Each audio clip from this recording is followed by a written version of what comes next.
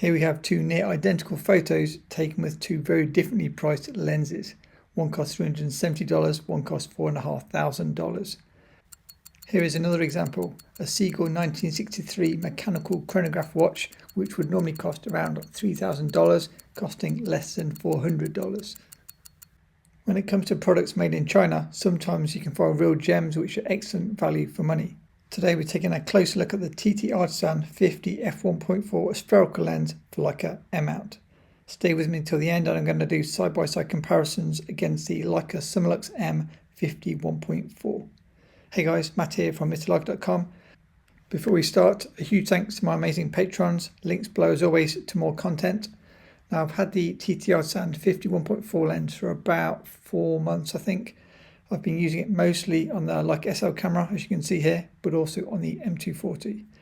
Let's quickly cover the lens spec and then we'll get into the photos.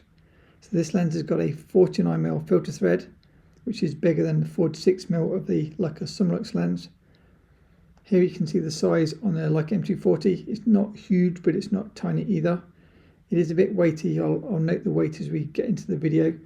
And here you can see the viewfinder blockage. It isn't terrible, but there is a little bit of viewfinder blockage, as you can see in the bottom right hand corner. As I say, 49mm filter thread, which is great, but the filter thread is so shallow that the filters just fall off with a slight push, so that's a bit rubbish. It's got nice smooth half-stop aperture clicks, very Leica-like, and it's got a really smooth focus throw. Again, you wouldn't know the difference from this and a Leica lens. Okay, on to image quality. So vignetting. If you saw my last video on the TTArtisan 100mm lens, it's got less vignetting than that lens. There is vignetting at 1.4, but as you stop down, like with many lenses, it reduces. Sometimes a bit of vignetting can add to the photo, as in this shot. Okay, let's look at the colours of this lens. So these photos are shot with the Leica SL, and these are raw files unedited, so these are the colours straight out of camera. This was me teaching Asif, who flew in from Dubai and asked for like a last minute workshop. So we're just walking around East London and photographing whatever caught my eye. He stopped to chat to this guy, so I managed to get a few photos while we were there. And yeah, tried to show him the sights and get a few scenic places and also teach about shooting into the light and things like that. Great location if you love graffiti. Okay, next, this is another workshop. This was me teaching Ben in his kind of warehouse space. And this was my pin-up poster photos for DHL. No, I'm only joking. Another workshop. This is now me teaching in Valencia in Spain. Really, really nice light in Spain. And as you can see, this is me with Lawrence from the UK and him in action. And then me doing some behind the scenes photos and also some test photos for you guys for this video. All these photos again are on the SL and they're all shot raw. And yeah, I think the lens performs really well and I love the colours. What about black and white? Now these are just the raw photos plus my Mr. Leica presets. The first one's shot in London, as you can probably guess if you recognise some of these places. And then these now are shot in Spain. I can highly recommend Valencia if you've never been, and the City of Arts is amazing for photos. 50mm is probably a bit narrow for this location because it's just such a big place, but it's really cool for like architectural shots, as you can see here. Yeah, it's like endless amount of photos. It's just more photos until you run out of energy, basically. I also met some fellow YouTubers there, as you can see here, and they had the new ZF with them, so shout out to them. I can put a link below. Okay, bokeh. So the bokeh from this lens is actually nicer than the Summilux, and I'll get onto that as we go further into the video. Here you can see how the bokeh looks as you start to stop the lens down. It's got 12 aperture blades, so it gives pretty roundish bokeh balls. They're circular in the centre, and then they go more cat eyes at the edges, which I quite like. It works really well for portraits. Here's some kind of real examples. I was with Natalie in London, and so I was using her phone as my prop and then getting the bokeh in the background. This is during the workshop in Valencia in a bar, and again you can see the nice bokeh in the background. It's nice and sharp in the centre, and we'll get onto that in a second, but yeah, it works really well for these types of product shots. Lens flare. Now there is a bit of glow if you shoot the lens wide open, and there's a bright light source in the centre, in the frame should I say, as you can see from this. And you also can get really bad flare like that if you're not careful. Here's a photo with and without flare. And this is me with Ben again showing bad flare. And then just by working the angles, the flare getting better and better until it becomes like a creative advantage. So it's not all bad. Sun stars. Again, being a 12 aperture blade lens, this will give you 12 point sun stars. When you stop down to around f11, f16 especially, you get the nicest sun stars. Sharpness. This is important for many of us. Here you can see center sharpness, shooting the lens wide open for these bar photos. This was unplanned. They just invited us into the bar, so I took a few product shots for them. Here's Asif with his Hasselblad 907X, I think it was, with the zoom lens, big lens, but small camera. Again, here's the sharpness, wide open, shooting it at 1.4 in Valencia. And here's again shooting 1.4 at night in London. To see how good this lens is, let's zoom in. So this is a 100% crop, wide open at 1.4. This is a 200% crop. Look at the detail, wide open, amazing.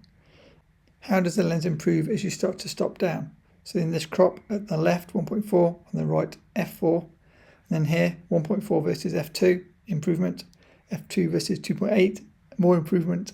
f2.8 versus f4, even more improvement. And yes, the more you stop down, the better it gets, still around f8. Okay, let's now look at portraits. As a portrait photographer, I have lots of example photos. So these are photos with Jasmine during a workshop in London, shot 1.4 and then just missed a black and white preset added. These are on the workshop with Asif, again in London, 2 different shoots in the street, and yeah, mostly shot at 1.4 again. This is using a Godox AD100 Pro to give a bit of a fashion look with a flash. AIM is a great model. This is now teaching in Valencia.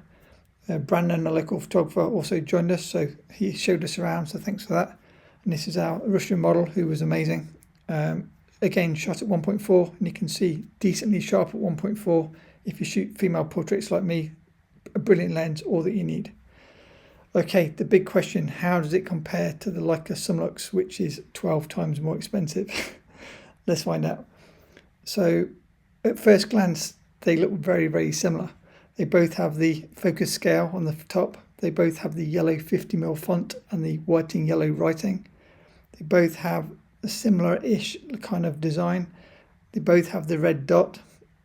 Both lenses have a focus tab, as you can see, which makes it easy for zone focusing if you like that type of design. There's the focus tab, near identical. The advantage of the Summilux is it has a pull-out lens hood, whereas the TTArtisan lens doesn't have a pull-out lens hood, as you can see there. If you like lens hoods, that might be one advantage. The TTArtisan lens is a bit fatter and a bit heavier, weighing in at 399 grams versus 335 grams. It's not a huge difference, but it does feel very solid if you like heavy lenses. The Leica lens is 6-bit coded, the TTArtisan isn't.